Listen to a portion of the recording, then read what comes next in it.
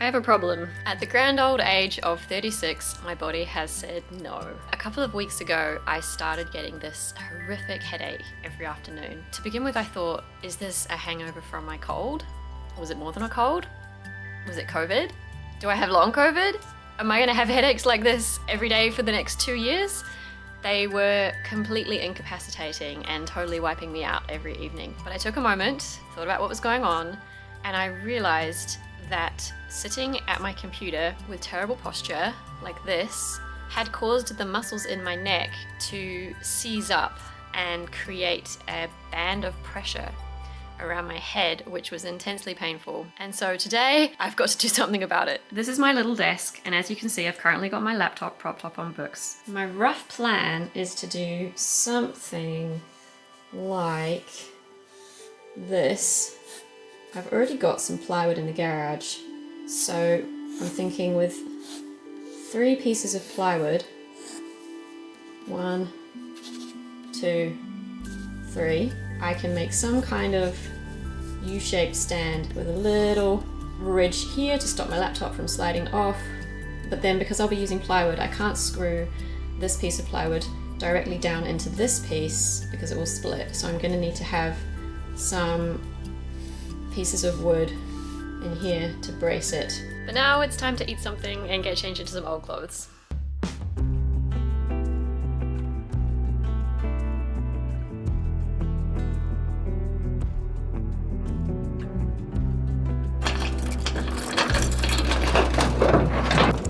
I'm in the garage and I really have no idea if this is going to work or not. I have such limited experience with woodwork that I'm sure I'm not even aware of the multitude of ways that I could screw this up. See, I could just stop and wait until my husband gets home and let him help me with it, but I've got it in my head that I want to do this. I want to get it done now. And so that's just what's going to happen. This is the plywood that I've got, and it's definitely a lot thicker than I need.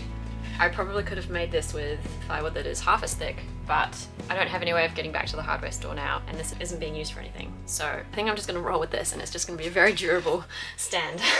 I started my YouTube channel because I had so much that I wanted to share. I had so much that I wanted to say, and I didn't feel like I had really had much of a voice before. I had experimented with blogs, I'd experimented with Instagram. For multiple reasons, it either hadn't felt right or hadn't worked out, and it hadn't been something that I felt motivated to continue doing. YouTube I had been thinking about not seriously for a couple of years, and then thinking about seriously for another year. And then finally, 6 months ago, I bit the bullet. And something I haven't mentioned on this channel before is that after I quit my baking job, I actually used all of my savings to buy this camera, which is not what is recommended. Every video you watch where somebody experienced is giving their advice on how you should start your YouTube channel, usually what they say is use whatever you've already got. Use your phone or use whatever camera you already have, which is sound advice, provided you have a phone that can record reasonable quality video. I still have a really old Samsung, which does not record video that anybody would want to watch, let alone audio. And so I knew that if I really wanted to give this channel a good shot, which I did, I really wanted to commit to it, that investing in a camera was probably something that I needed to do. And so I did a lot of research and I chose the Sony ZV... Oh my gosh, I can never remember what it's called. Is it even written on the camera? Let's have a look. Ah, there we go. Sony ZV-1F, or Sony ZV-1F if you're American. And I would have liked the one with interchangeable lenses, which I think is the Sony ZV-E10. That was quite a bit more expensive. This one was on sale at the time and I got it for 750 New Zealand dollars. And honestly, for me, with my limited knowledge of technology and how cameras work, it was perfect for me because I haven't really had to learn much about how to use it. Everything is automatic. There is potential. I could choose to use lots of different settings if I wanted to, which I will at some point learn how everything works, but for the most part I'm just using it on the intelligent auto video setting. It's working really well. I'm really happy with the quality of the video. Audio I'm a little bit on the fence about. I am still looking into microphones, but I'm really happy. And yeah, so that's a decision I don't regret. Let's see how this goes using a power tool. Another motivation that I had for starting my channel that I haven't talked about was the desire to actually grow a thicker skin, which may sound like a slightly odd way of going about it, starting a YouTube channel, making yourself pretty vulnerable, but honestly, I can say it's worked. It wasn't necessarily a painless experience, and I don't know whether I would put myself through it again if that had been my only goal, to grow thicker skin, but it's worked. I knew that posting content about myself on the internet was going to leave me vulnerable to negative comments. I knew that that's the reality of the internet these days. People are very confident when they're behind a computer screen and they don't have the person that they're talking to right in front of them, reminding them that they're a real person and not just AI fabrication made up by the internet. I should probably make sure that's square. How do I do that? This isn't what I was looking for, but I think it's better than nothing. That's pretty good, actually.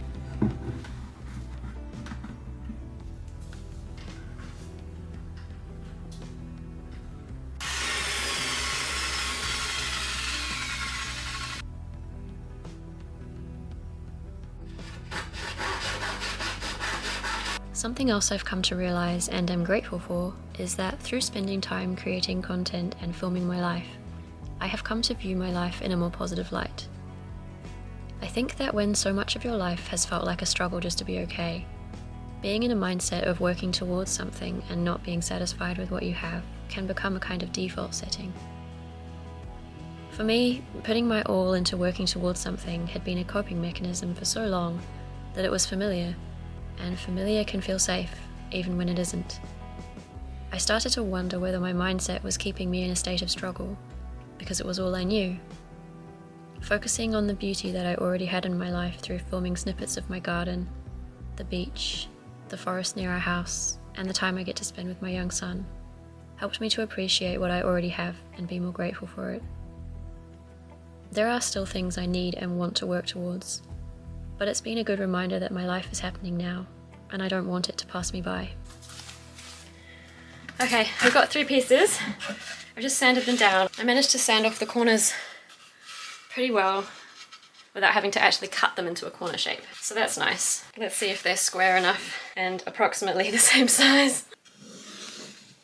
I'm gonna have to cut this part again.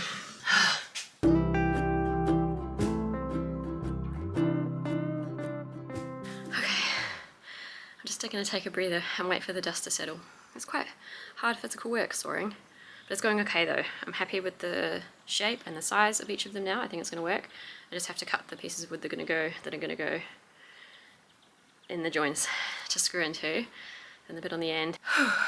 So I started talking before about how one of my motivations for starting this channel was growing a thicker skin, and I knew that in posting content online I was going to be making myself vulnerable to negative comments. I knew that was something that was likely to happen.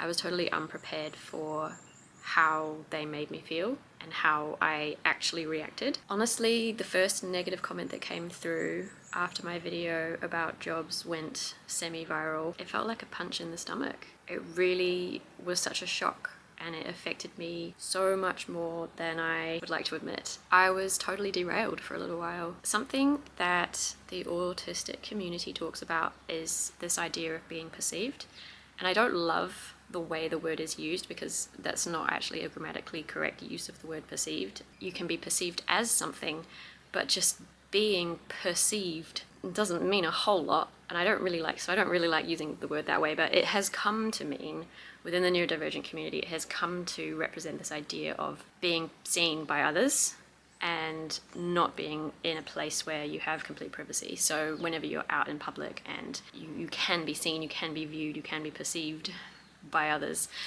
and it's a really exhausting way to be. I think that any human struggles with always being in this kind of state. I read a really interesting book, I can't remember what it was called, but I will see if I can remember, and then I will link it in the description, by a journalist who deliberately got herself committed into a number of psychiatric institutions in order to write from the inside. And one of the things she talked about was how when she first arrived, her roommate would spend a lot of time sitting on her bed with a sheet over her.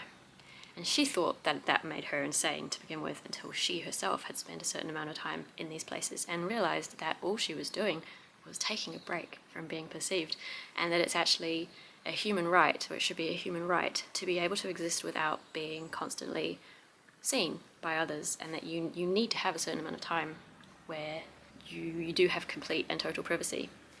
Anyway, the hardest thing for me about starting this channel has been that feeling of being so totally exposed and perceived by so many people, which is a totally new experience for me, because before I preferred to fly under the radar. I preferred to keep my head down and, you know, not be the center of attention. I didn't do anything that would make me the center of attention. And so it's a kind of an interesting paradox that in wanting to have a voice and share my story and say what I want to say, I've also then have to be okay with being seen and being perceived and exposing myself. The first few videos that I posted only got quite a small number of views, and so I was okay with things. I was like, okay, I can ease into this slowly. This is a lot, it's intense, I'm freaking out a little bit, but I can do it. I'm gonna keep going. I've bought the camera. I have to keep going. And then the video about jobs kind of took off. It's too noisy. I'm gonna go back into the garage. So the video about jobs kind of took off. That was the video that I had put the least amount of thought and the least amount of work into. And it totally blew me away. And I spent probably the next month in a state of fight or flight, because all of a sudden I'd gone from having a few hundred views per video to thousands and thousands and thousands. And it was just that whole idea of being perceived by so many people. I was so dissociated from my life. I was terrified. I felt so exposed. I did not know how to react to this feeling of being so exposed. I was like, I've chosen this, I did this deliberately, and yet I do not like it, and I'm not okay with it. And this is something that I don't really see other YouTubers talk about in terms of when they first start their channel, like being okay with this and dealing with it and getting used to it. And so this was, you know, even not talking about the negative comments, not even factoring in the negative comments, just the fact that me sitting and talking for half an hour had been viewed by so many people made my brain react in a way that was saying to me, you are not safe. You need to run. You need to get yourself out of this situation. You need to delete your channel, throw away your laptop, throw away your camera, end it all, delete everything. It was really, really, really intense. It was hanging over me every minute of the day, the fact that I felt so exposed and vulnerable. It was taking everything I had, not to just delete everything that I had done and throw it all away. I don't know why I didn't, because I have done so many times before. I have completely wiped all traces of myself from the internet on multiple occasions, and I've never lasted long with a social media account. I've always ended up deleting them. So I don't know what's made me keep going. I think I do feel differently about YouTube than other social media platforms. I do, obviously, or I wouldn't be here. I don't know. There is a driving force in me that wants to keep creating and wants to keep telling my story and saying all the things that I have to say. I still have so many videos I want to make. It's just a case of, you know, hours in the week when you're a mum, and yeah, end of story. And I'm not saying all this to sound ungrateful or that I wish it didn't happen. I don't mean that. I am so grateful. It was that video going semi-viral that has brought the vast majority of my subscribers to my channel, that has grown it to this degree and got me monetized. Of course, when the negative comments started coming in, this was when I had to grow my thicker skin. And to begin with, it made me feel really dirty and really horrible and really angry and really outraged. And like, you don't know me, you're making these comments based on a 30-minute video. There's so much context missing. How can I condense all of my experiences into such a short amount of time? There was so much I could have said in response to all of these negative comments, but at the same time, I knew that there wasn't really any point, and that the people who were posting negative comments weren't necessarily going to be the kinds of people who would be open-minded enough to change their viewpoint. And so there wasn't any point in me wasting my energy or engaging with those sorts of people. It made me realize how I had been a little naive in approaching this channel, in not realizing kind of how easy it is to say the wrong thing and to spark a reaction in people. But for the most part, I've been totally blown away by how kind the neurodivergent community is, in that I'm sure I have said multiple things that could have easily been taken as offensive, but they haven't. People have been really, really, really kind, and I'm so grateful for that. The number of positive comments have dramatically outweighed the negative ones, really, there were just a couple of handful of negative comments, really, in the big scheme of things. It was eye-opening for me to realize that the response in my body was disproportionate in terms of, yeah, the negative comments versus positive comments. My brain and my body was paying so much more attention to the negative comments than the positive ones. So that was an interesting kind of aspect of my psychology to reflect on. To begin with, these negative comments were having a huge effect on me, but over time, I'm happy to say that is something that changed, and I did get used to them. I did develop a slightly thicker skin and a little more perspective. And now when a negative comment comes in, and to be fair, there haven't really been many more, they were really just on that video about jobs. But now if one comes in, then I'm able to just be like, oh well, that's okay. You're entitled to feel that way. You're entitled to think that, but I'm gonna remove your comment anyway because it's not serving a purpose here. So that was also another learning curve for me, was to decide how to react to these negative comments. At first I was like, does removing them mean that I'm weak? Am I just removing these comments because I'm not strong enough to handle them and I'm pathetic? And then I decided, you know what, no, these videos aren't just for me. These videos are for other people who have shared my experience and who want to feel seen and validated. And I don't want other vulnerable neurodivergent people coming to my video, watching it, and then seeing these really invalidating comments by neurotypical people who really don't actually know much about autism or anything about autism. And so I decided, okay, if these are comments that are going to hurt other autistic people reading them, then I'm going to remove them. So I started doing that, and then they pretty much stopped coming in, to be honest. Once I started removing them, I didn't actually really get many more negative comments. That was interesting. It's been a journey, but I do feel like I've grown. I do feel like I'm a lot stronger now. And interestingly, that is kind of flowing over into how I feel going out into the world, because I know now that I am strong enough to deal with the fact that there are people in the world who are not going to be able to understand or respect my reality or my perception of my reality, and that's okay. That's okay. Not everybody's going to like me, and that's okay. Not everyone's going to like what I have to say, and that's okay. And so, yeah, I didn't expect for this goal of growing a thicker skin to happen so quickly and to flow over into my daily life in the way that it has, but I'm so grateful for that. I am still pretty sensitive, and I think I always will be, but a thicker skin than what I had is still a huge win for me, and I'm so grateful for that. I don't really want to go through it again. My body was really stressed and run down by the whole experience. I feel better now. I feel recovered now. I feel stronger now. Yeah, I don't know if I would repeat the experience, to be honest, but it's done. And moving forward, I'm really excited to see what I can do with this channel now that I do have a thicker skin, and now that I feel more confident and ready to be exposed and be perceived. Another part of the journey of starting a YouTube channel is deciding to what degree you are going to follow the rules. The advice tells you to pick a niche, work on your brand, create content on a schedule, and follow a predictable format and style with your videos so that your audience knows what to expect. Post one video per week and then a short or two, advertise your channel on other social media platforms, create memberships, grow.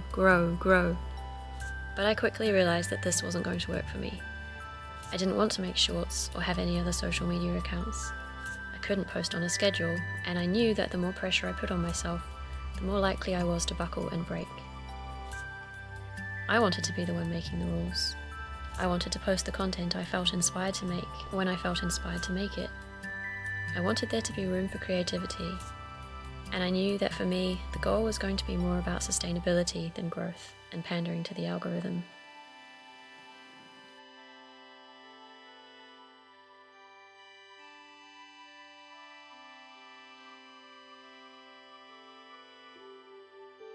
It worked! I'm pretty happy with that. So this is what my little desk looks like now. And something else I did was drill some holes here to help stop my laptop from overheating. My dad has actually just come to stay, and he has brought with him a tool that is going to let me drill some bigger holes so that the ventilation will be even better, because my laptop does tend to overheat, particularly when I'm editing videos. Okay, so I'm currently sitting on 7,323 subscribers. My subscriber count was growing pretty steadily, and over the last month or so it has tapered off a lot, and it's pretty much sitting steadily around 7,320 at the moment. It's just kind of going up and down a little bit, which is interesting. So rather than focusing on growing, I'm actually just focusing on maintaining this for a little while. Not that I really feel like that's something I have a whole lot of control over. You know, I can't control whether people like what I'm posting or not. And I already know that for this to be sustainable for me, I need to be posting what I want to post rather than necessarily just posting what I think is going to perform well. It's also been really humbling to realize that I can't predict what's going to perform well. The videos that I thought were going to perform well actually have done the worst, and the video that I put the least amount of effort into was the one that went viral. So I've decided that I'm not going to waste a whole load of energy focusing on growth and trying to increase my subscriber count. I think I want to just focus on doing as good a job as possible on the videos that I do make, and focus on making sure that I'm creating something that I would find interesting if I was the audience, if I was watching, if I would be getting something out of it, and if I would be getting some value from it. Okay, so revenue, let's be honest. That's what people want to know, isn't it? My channel was monetized December the 10th. My very first day of being monetized, I earned $27.37. The lowest earning day was just 85 cents. There were a few days where it was just a few dollars, but overall, in December, I earned $182.85, which is American dollars. In January 2025, which was my first full month of being monetized, it was another $181.18. In February, down a tiny bit to $170.58. And then March reduced quite a bit down to $104.64. And currently in April, things are not looking good. So everything has slowed down a lot. And so I'm realizing that, you know, those earnings for my first few months were a bit of an anomaly, and they were really based on that video about jobs getting a lot of views. And that's not necessarily going to be a norm for my channel until I start consistently producing more content. I'm in a little bit of a slump at the moment, and I'm honestly not sure how things are going to go. So it's going to be interesting to see what happens moving forwards. Obviously, I know that if another video kind of goes semi-viral, then my earnings are going to be pretty good. The 7,000 subscribers looks really good, but that doesn't translate into 7,000 views for every video. At the moment, the views that my videos get range hugely from just under 1,000 to maybe 5,000 or 6,000. And I haven't posted anything for a few weeks. So by the time this video gets posted, it may have almost been a month since my last video, and that has had a big impact on the number of views that all of my videos have been getting. So it's been interesting for me to learn and to realize that how much YouTube suggests my videos to people is very dependent on how much content I'm making. If I'm posting consistently, all of my videos seem to get a lot more views. As soon as I stop posting for a few weeks, the views of all of my videos goes down. So that tells me that YouTube is only consistently suggesting all of my videos to people when I'm posting consistently. So yeah, that's been an interesting thing to realize. I'm not really sure what it means for me moving forward, because I know that I can't post weekly. I have to just hope that aiming for every second week is going to be enough. So my lifetime earnings are $641.91 as of today, which is the 6th of April. And that is in US dollars. And so I'm really, really happy with that, because that has paid back my camera. The video about jobs is definitely my best performing video, and that's where most of my revenue has come from. That video has earned me $406 US. A couple of the other videos that have also performed well, nowhere near to that degree, but you know, the sitting on around about 5,000 to 7,000 views, they've also actually been pretty good earners. So the video about antidepressants has had 7,400 views, and that's earned me $47. So that's not bad. So per view, I've actually earned more from that video than I have from the video about jobs. How I manage my mental health, that video has received 5,000 views, and it's earned me $20. So it's interesting. how much you get paid per video doesn't actually correlate directly to the number of views. There are a lot of other factors that go into it. I know that the more I focus on the analytics side of it, the more I'm going to get overwhelmed and feel like I'm taking away from the creative side of creating content. And so for now, I think I'm not really going to pay too much attention to it. I'm just going to focus on making the videos that I want to make. My goal for this channel is for it to eventually, ideally, be earning me a solid part-time income. So I don't have any huge lofty goals for internet stardom, or I wouldn't want that anyway, but you know, earning like top dollar. I know that I don't have that in me. I don't have the right personality for that, and I just don't think I could sustain it. I don't think that's where I'm headed, and I'm very okay with that. My goal for this channel is to really just be at the point where I'm, yeah, if I could earn a part-time income from it, that would be freaking amazing. That would be, yeah, that would be life-changing. It really would be life-changing. So that's what I'm aiming for. And at the moment, I don't know whether I could do that with a video every 2 weeks. I may have to get to the point where I'm posting a video every week, which may become possible once I really get my head around the editing and get quicker at it. I am getting quicker at it. I'm a lot better at editing than I was when I first started this channel. When I first started this channel, could take me a week to edit a video, and I'm not even kidding. Now I can do it in a day, provided everything goes smoothly. It usually takes a lot longer than that though, because usually I ended up having to refilm bits of content that I wasn't happy with the first time. I think I'm getting quicker, but moving forwards, I want to work on my videography and I want to do more vloggy style videos. I want to share more about gardening, cooking, baking, life in New Zealand. I think this thing is really, it's interesting for me to think about what kind of content I would film from the perspective of a New Zealander living in New Zealand. I don't think there are a whole lot of Kiwi YouTubers, but there is a fair bit of content from people traveling here, posting videos about their travels here, and that's kind of interesting to me, because you know, living here is very different from traveling here, and travelers don't actually always have the best reputation in New Zealand. So that's interesting. In a few weeks, we are heading up to stay with my parents in a part of the country that is really beautiful and a really popular holiday destination for New Zealanders and tourists alike, and I'd quite like to make that into a vlog.